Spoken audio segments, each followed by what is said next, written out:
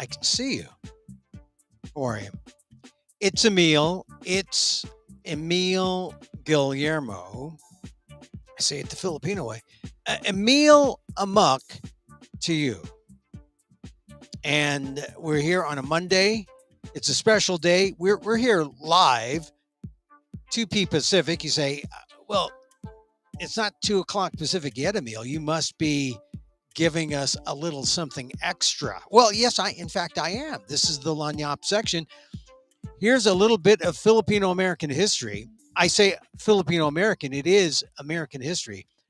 On this day, this is a day that Vicky Manalo Draves, actually, she did it on the 7th. Today is the 8th. But on the 7th, Vicky Manalo Draves in 1948 became the first American woman. So I'm going to consult my Filipino American National Historical Society calendar here. San Francisco Pinay Victoria Manalo Draves, a diver, becomes the first woman to win 2 gold medals in the same Olympics in London, 1948. August 7th, 1948. Now, here's the significance of Vicky Manalo Draves. She's in San Francisco. She is what they call a unique second generation Filipino American because she was born in the United States, 1924. Very few Filipino Americans were born here in 1920 because a lot of the Filipino men came in the 20s and were not able to have wives instantly or weren't able to marry. Some were delayed as many as 20, 30, 40 years or more. I mean, as the case of my dad, delayed 30 years for all the discriminatory reasons you can think of. But Vicky Draves, you know what they say about sociobiology and, genes must replicate and, well, the Manalo part and the Draves, well, they got together. I guess Manalo's the mom. And she became this Olympic diver of such renown, and imagine the kind of discrimination she faced as a child of an immigrant in the 1920s and 30s. But she won gold medals in platform, springboard diving, 1948 Summer Olympics in London. First woman to be awarded gold medals for both 10-meter platform and 3-meter springboard. So she's had a Google Doodle made out of her back in 2020. And she is always a constant reminder of that first generation of Filipino Americans born here and what they had to do, because she faced a lot of discrimination growing up. Pools that she could swim in or not swim in, they sometimes would have to clear the pool so that she could practice because some whites would not get in the pool with Vicky Manalo Draves. Hard to believe. But we're talking about the 30s, the 40s, 1948. August 7th, that's why we remember her. She is the champion, twice, double goals, first woman.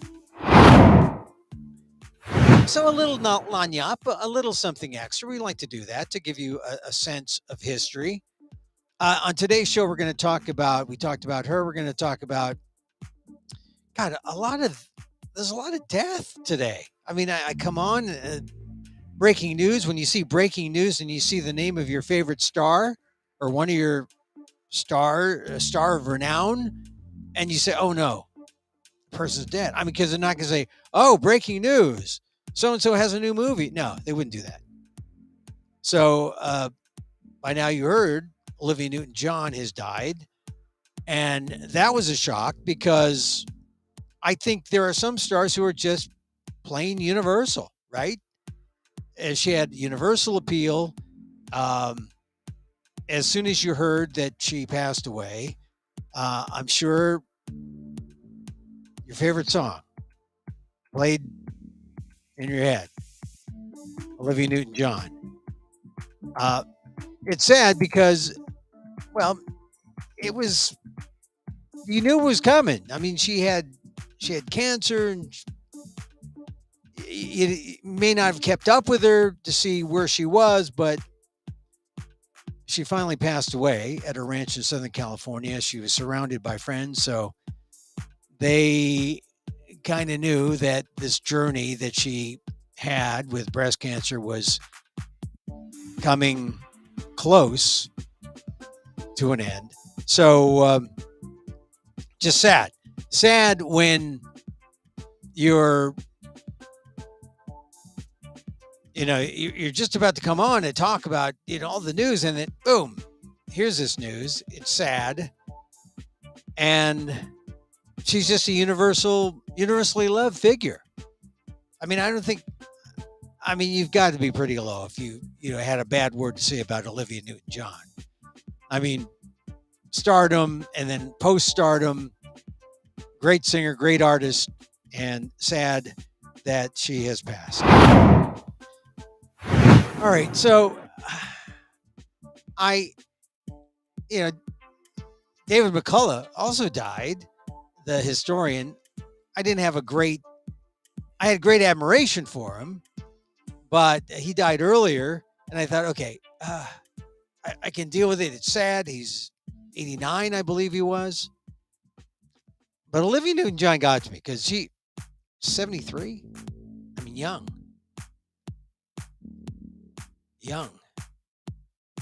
Anyway, so you can, while we're doing the show, you can hum a few bars or keep it in the background in your head. The big news today on the All Def blog, I wrote my column today on Asian America. And do we know how we feel about living in Asian America? I mean, I call this show the micro talk show of the AAPI and the AAXs, the, Asian American X, meaning fill in the ethnicity. I'm an Asian American Filipino. Maybe you're an Asian American Bong and AAH and or maybe an Asian American Bhutanese and AAB. Although, how about the AABURs, the ABURs? Would that be the Burmese? I don't know. Fill in the X. The idea is that we have this huge umbrella that we're all under in this American cocktail that we find ourselves in. But what do we really know about each other and how we feel? And I was contemplating that this weekend. If you want to know about Filipino Americans, and look, I'm an Asian American Filipino, so I talk about them a lot. I know them. But we're breaking through on the big screen. Nico Santos in Crazy Rich Asians, and now Joe Coy, the guy, you see him on the Netflix specials.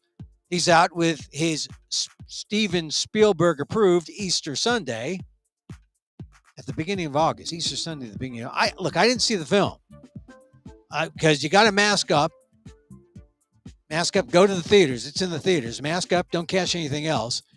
But Easter Sunday is a film about Filipino American life in that enclave south of San Francisco known as Daly City.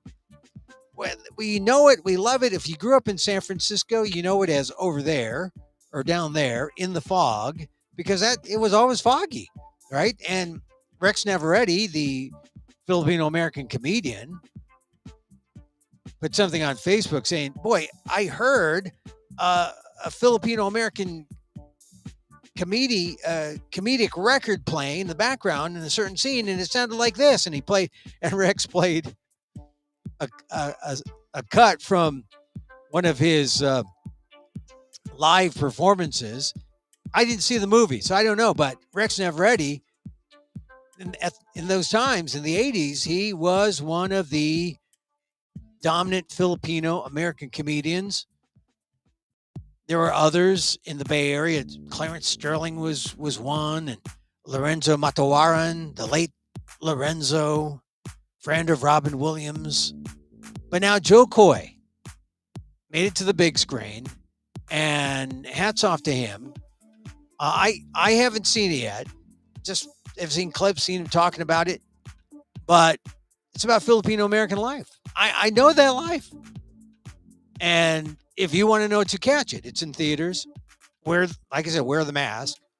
So you got that. You got movies. And this week in Seattle, the Filipino American National Historical Society is holding its national convention, celebrating 40 years of existence.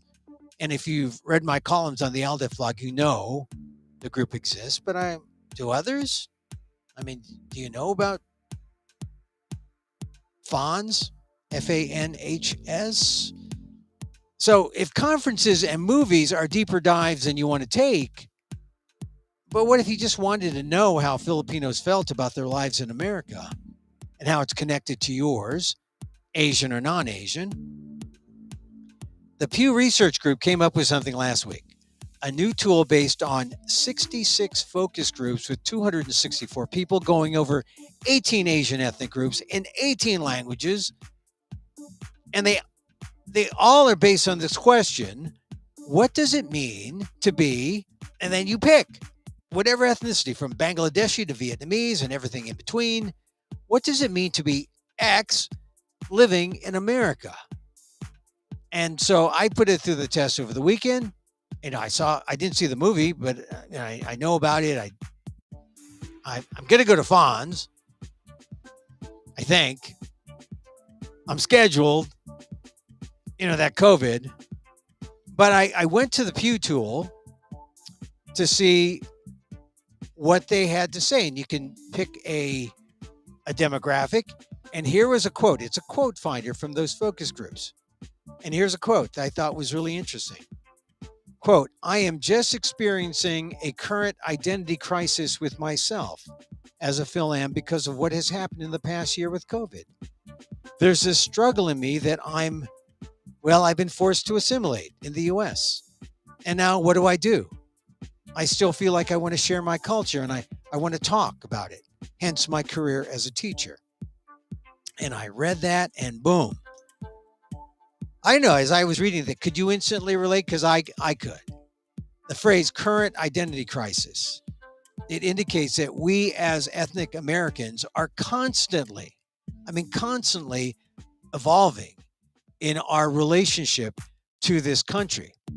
And then she said the phrase, "I was forced to assimilate." Was it forced? Was it reluctant?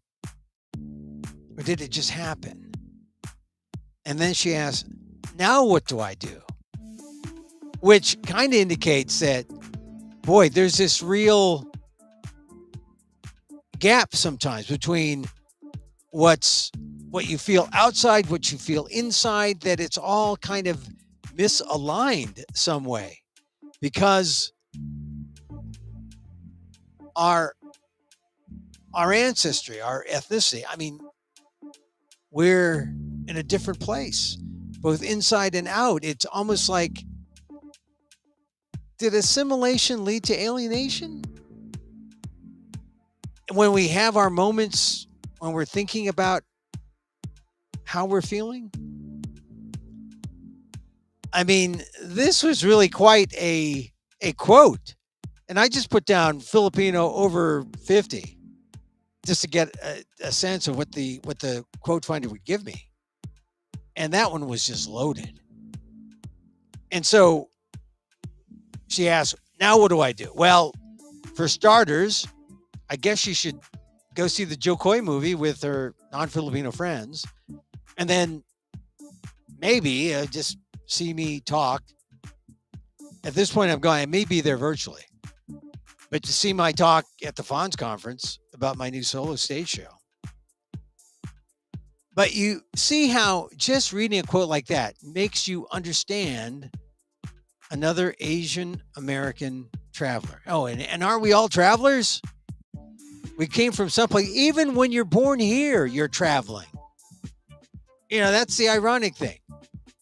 Even when you're born here, that quote manages to capture this feeling of alienation that we all recognize, whether we're first generation, second generation, or even third.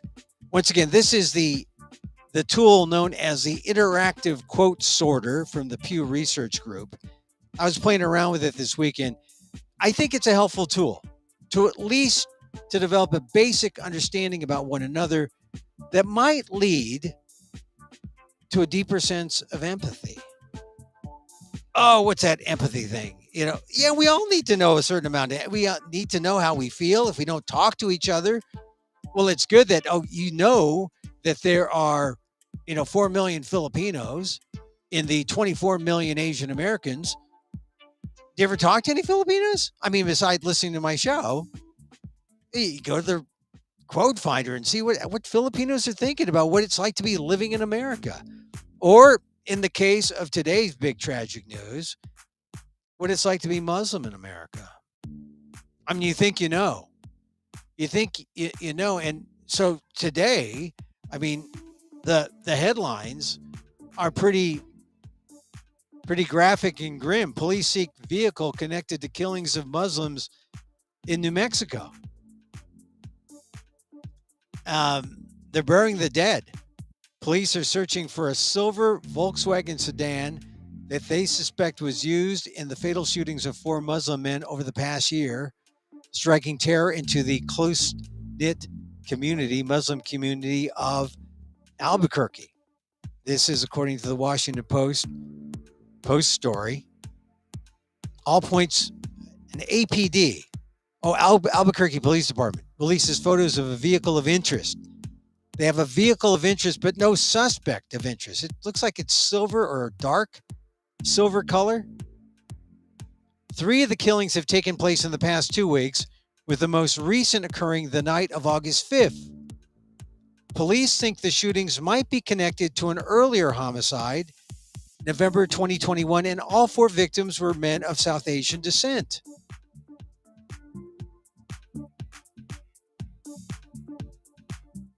They say the vehicle had tinted windows, appeared to be a Jetta, Volkswagen Jetta.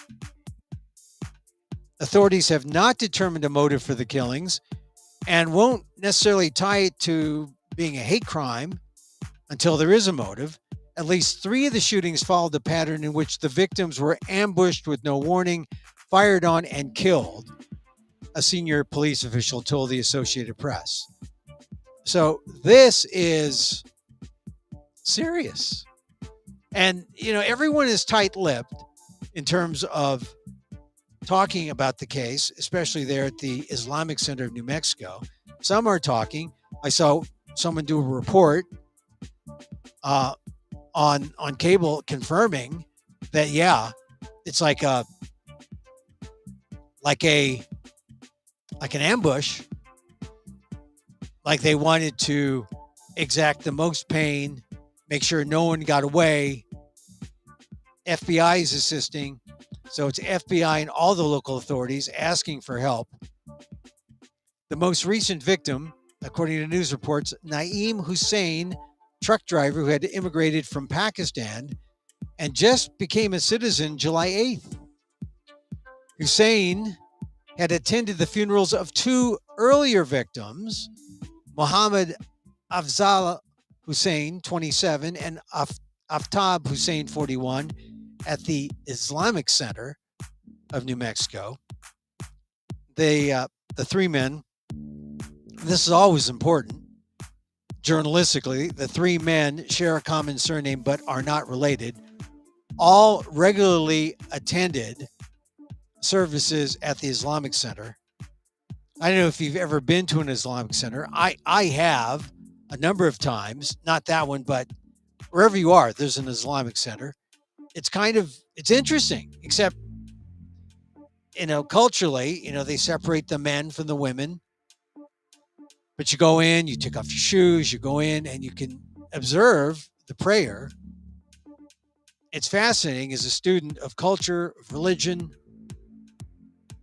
And you know how deeply religious these people are, and you know how much a part of the community an Islamic Center is. But the director of public affairs for the Islamic Center said the killings, the number of them, one after the other, has been horrific for the 5,000 Muslims in Albuquerque a city of more than 560,000. And Tahir Gauba, who's the director of public affairs, says, I've been in the United States since 95. I've been through 9/11. I've been through the Trump era. I've never felt this helpless and in fear. And apparently, that's what many of these people are feeling. They're feeling a kind of fear. The New York Times quoted someone saying it was a kind of managed panic. They feel like panicking, but they know they shouldn't, so they're managing it.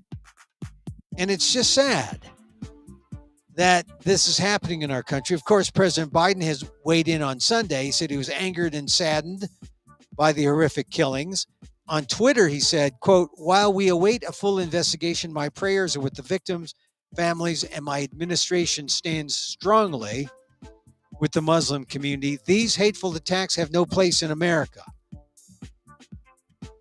And you know, Joe Biden, this is the thing about Joe Biden. He was there when he got into office. He was there to remind people Asian Americans are part of our society, part of our broader American community. Don't forget that, respect that. He said that as Asian Americans came under attack. And all these, mind you, these 4 instances that we're talking about in Albuquerque come as 11,500 Asian Americans have been in some way attacked, from a minor transgression to a major transgression, such as murder, physical attack. These are not being called hate crimes. And I think, look, it's important that hate crimes, that things be dubbed a hate crime, or, it be determined that it is a hate crime or not. They don't want to say about this, and it's okay. But regardless, it's not just symbolic. It's important that they be dubbed hate crimes if they are. But I think that will come in time once the investigation is concluded, or once it picks up and they find suspects and they find what happened. One thing you can say, though, is no matter what, it's still hate.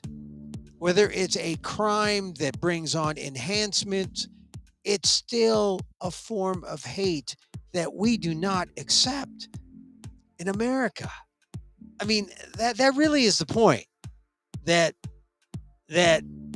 I make whenever I cite the 11,500 figure, and people want to say, "Oh, are those really hate crimes?" I mean, could it be their fault sometimes? There are people who want to poke apart at hate crime statistics. And then you take a number like 11,500, which is everything, all hate, high and low. And they want to say, oh, well, why count that? Just count the ones that are really hate that you can prove. And that 11,500 figure comes down to like, how many? Less than a dozen? 2 dozen? I mean, that's what they want. But it doesn't matter. I'm saying it doesn't matter. Hate is hate. This has no place in American society. Joe Biden is right.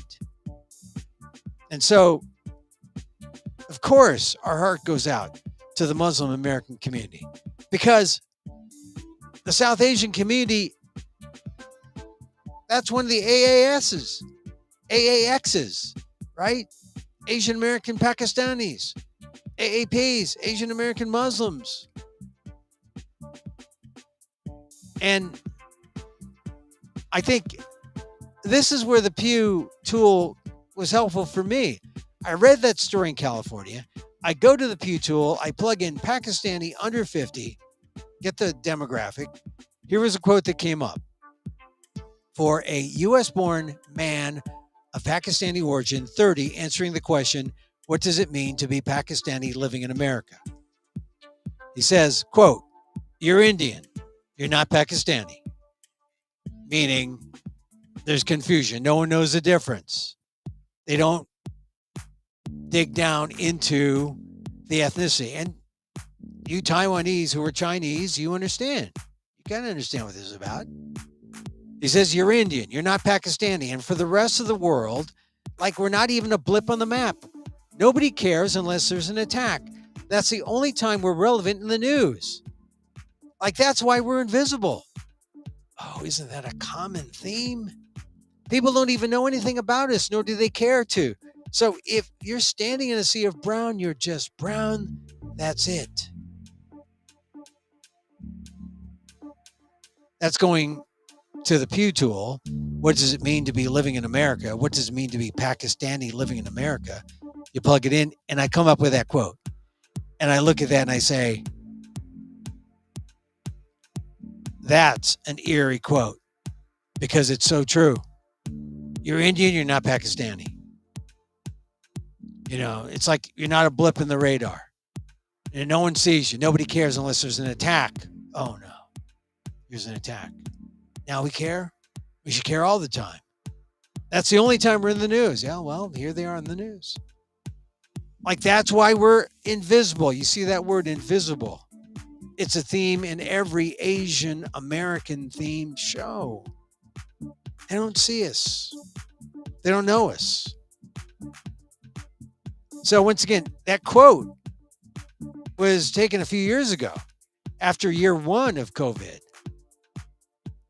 But does it capture the feeling now? I mean, you get the quotes on the ground in Albuquerque about what they're feeling. Fear. They're feeling a kind of terror. But the general quote is we're not seen. No one knows us. No one cares unless we're attacked. So as I said, Pakistani Muslims appear to have been ambushed and targeted. FBI and police are at a loss. And they want people to come forward, contact the Albuquerque Police Department. So this quote tool is one of, really, it's my favorite of the research aids that were released last week by Pew. I like less the 30-minute documentary that was released simultaneously. And let me tell you why. There's a document, if you go to the Pew Research Group, they put out 30 minutes, and they talk to Chinese Americans. There's an interesting dynamic between a father and his son about what they're experiencing, how it's different, how it's the same. There's a Japanese American, or Japanese Americans, talking about the internment. Pakistanis and Sikhs talking Sikhs. I said it right. They call themselves Sikhs. We talk about 9/11 and discriminations Sikhs face because of, the turban and the beards. But they're Sikhs. And so that's the 30-minute documentary. It's over. All important stuff, but there's no reference to Filipinos. Now, all right, I've got my Filipino biases, but Filipinos are the third largest group among Asian Americans. For the longest, it was 1-2 Chinese Filipino. Indians have taken over at number 2. But also the first colonized Americans who came to the U.S., the Filipinos. No papers needed. I mean, one Vietnamese woman is in the documentary talking about how refugees who fled the war were different from those who came for opportunity. And that's true. You're a refugee. It's different. But what about colonized Filipinos who sought democracy direct on the mainland? They didn't want to stay in the Philippines. They weren't fleeing war. But the Filipino-American War conquered them, colonized them. So in a way, they were kind of fleeing the war. But they're not called refugees. And, in the U.S., Filipinos went through all the pains that other Asian immigrants did and more. Exclusion, lynchings, anti-miscegenation. Plus, colonization left deep psychological scars that have yet to heal. Am I quibbling? I think it just shows how complex we Asian Americans are. So, not keen on Pew's documentary, but give me that quote sorter. I love that quote sorter. to provide a sense of what Asian Americans are feeling. And then check back with the headlines like the ones today about the 4 Muslim killings and see how it matches or adds to your Asian American perceptions. You may find just how little we know about each other under our big Asian American umbrella. So that's on my ALDEF blog, aaldef.org/blog. It's fascinating to play around and see the quotes by these focus groups. And they didn't do very many, like under 270 or so people in 18 groups. But that means what? Like just a handful for each group, which is why we do this show, because I'll tell you what an Asian American thinks. I'm a focus group of 1. And if you're online on my Emil, Facebook.com or fb.com/EmilGuillermo.media, you can put it on the chat. I think you can put it on the chat in YouTube when I'm live. I might have to see it later, but you can chime in. But the idea is that it's not very often that Asian Americans are ever asked about what they think, or ever, rarely do people come to us to say, well, what do you think about that Inflation Reduction Act, that little bit of political, is it puffery? It's actually, if it's puffery, it's good puffery. The Inflation Reduction Act. It's not called Build Back Better because it's not as good as Build Back Better, which had to be gutted, but it's still better than nothing, and it's still pretty good. Now, whether or not it's the Inflation Reduction Act depends. Are you buying an electric car? Are you going to get a rebate at some point? It's not clear. So I think calling it the IRA, Inflation Reduction Act, was a good idea on the part of Democrats who are just happy they passed something. And it's an achievement. And it's all because of a thing called reconciliation, which is a little trick that gets people, gets the legislators to avoid a filibuster. Notice they just had to get the 50 votes, 50 Democrats, knowing that the 50 Republicans would go negative on each of them. And then it was up to Kamala Harris, the Asian American tiebreaker. Thank goodness she broke the tie.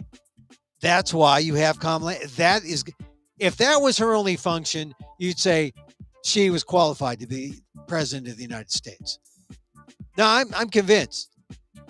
I don't care if all she did was vote and say, okay, I broke the tie. That was significant. Take nothing away from Kamala. I don't even wish it was more than that. It could have been, but I'm just glad that she broke the tie. But it says something when it's so partisan that the Republicans don't budge and the Democrats get all of their people in, avoid the filibuster, and there to break the 50-50 tie is Kamala Harris. That is the kind of threading the needle kind of democracy we have in America. We need a landslide or something. We need more of one thing so it would be unquestionable. Well, maybe you want more. I don't know if you want more fighting. But it is a tough thing when there's no margin for error. It's 50-50 plus Kamala Harris. Now, there's a lot of good things in the bill.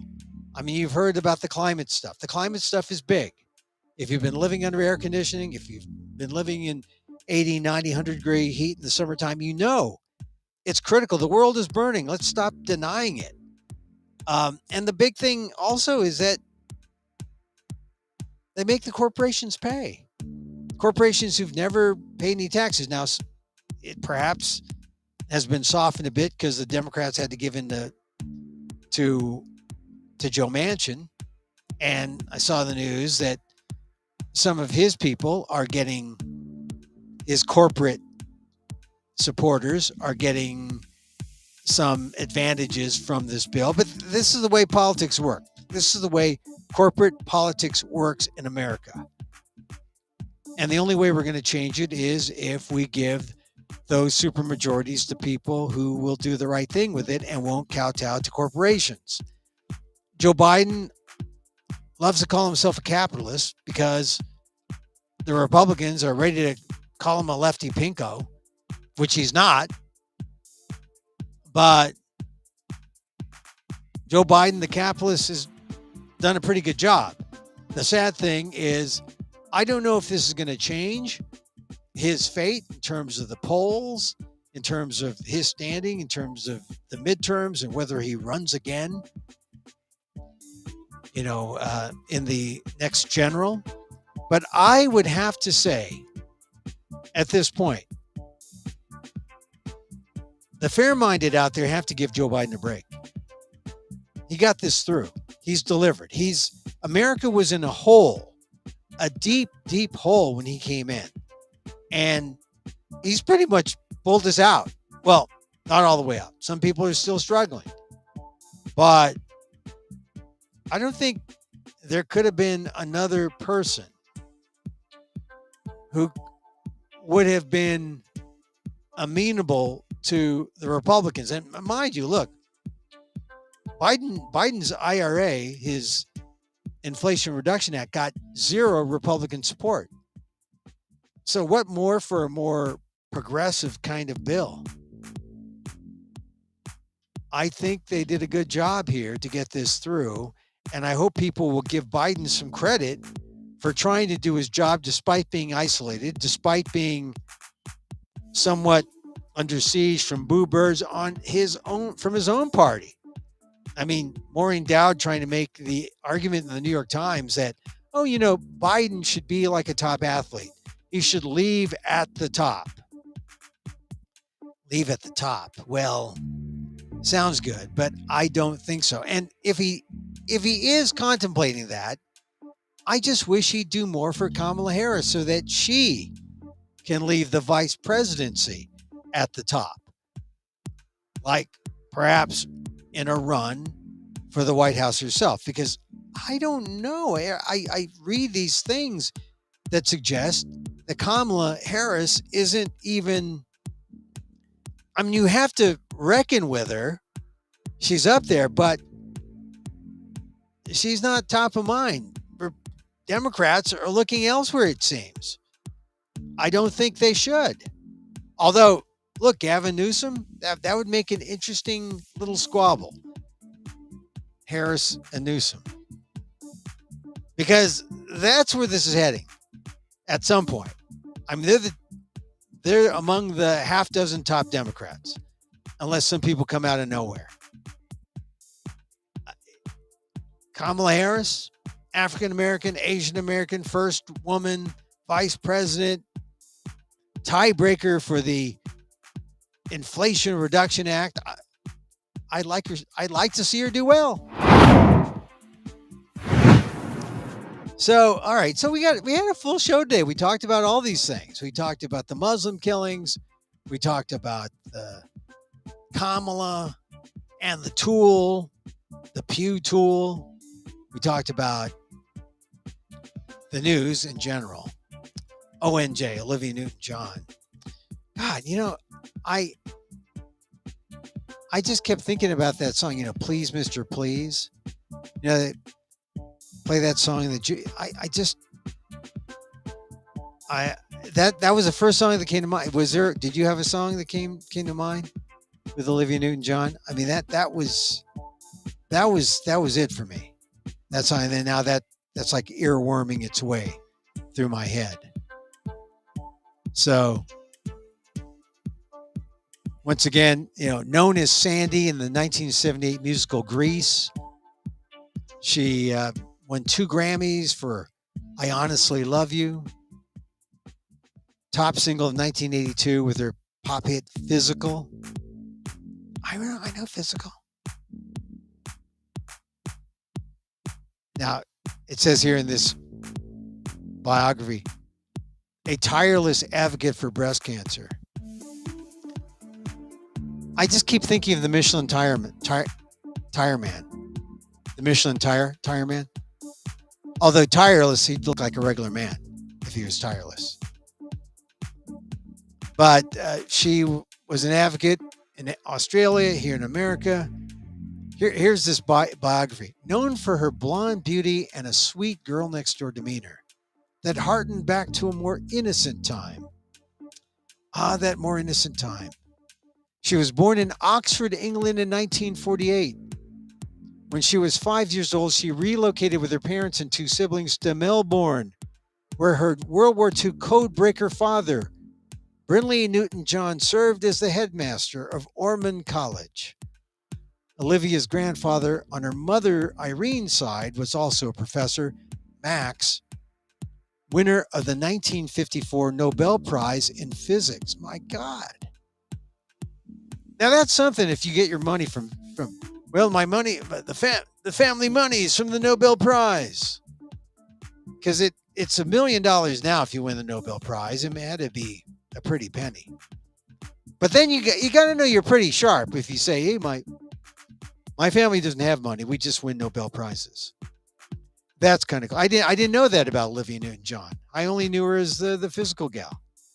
But I have to say, early Olivia Newton-John. Now I'm much late. I'm later. A late Olivia Newton-John. Like, maybe physical and after. I just like the older woman look, maybe. She was maybe a little. No, she was young when I was young. Anyway, Olivia Newton-John passes away. Sad. Our condolences to all her friends and fans. So let's see. Oh, we're going to our chat. Our chat.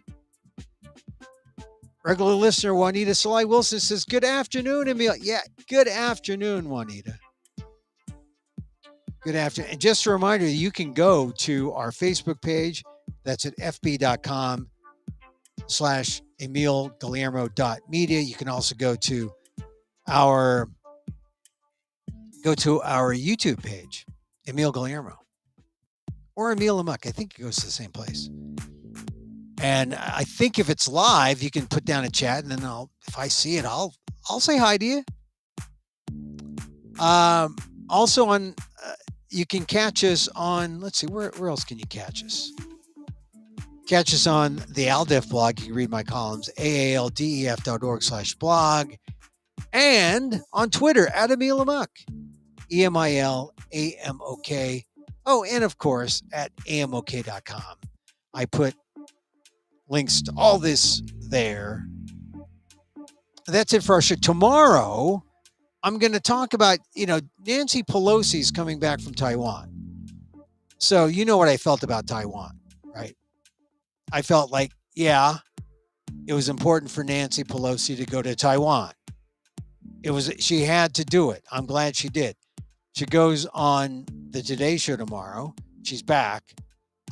I think Antony Blinken is back, Secretary of State, but Blinken was in the shadow of Nancy Pelosi going to places like Cambodia and the Philippines over the weekend.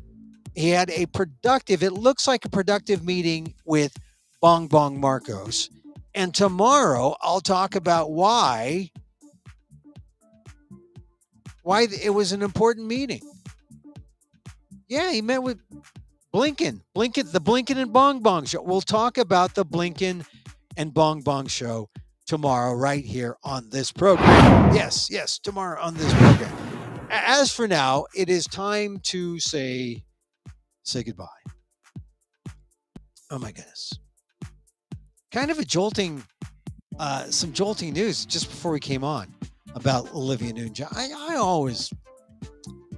always loved her. And then as I was telling my wife, she was saying, oh, well, I always loved her too.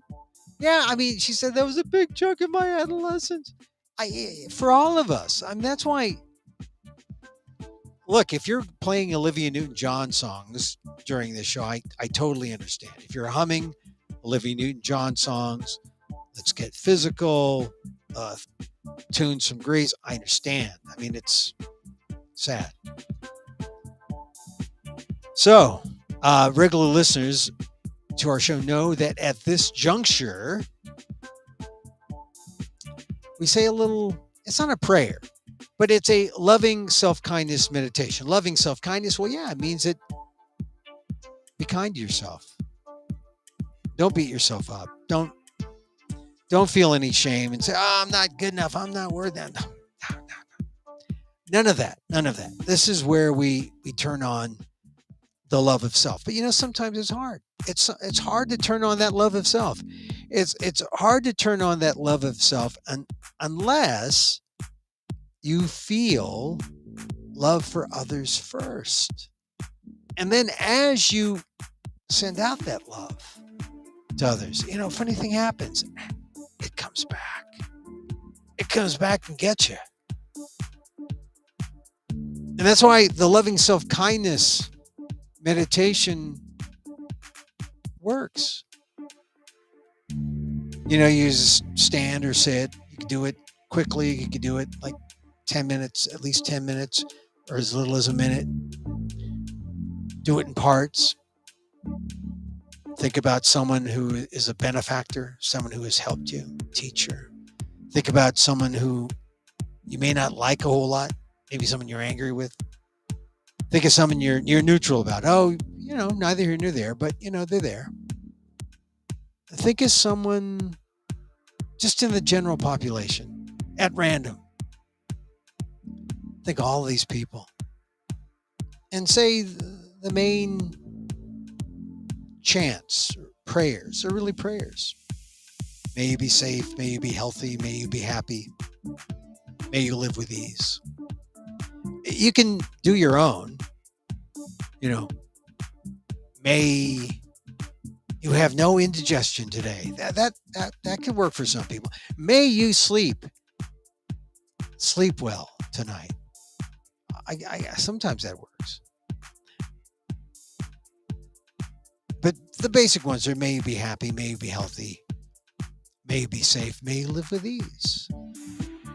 And it's funny, when you put that out to the world, it comes back and gives you more than you need to make sure you can apply that self-loving to your own life. So, as I wish for me, I wish for you. May you be safe. May you be happy. May you be healthy. And may you live with ease. Emil Guillermo here. Back in tomorrow, live, 2 p.m. Pacific. Or catch it on amok.com. Till then, mahal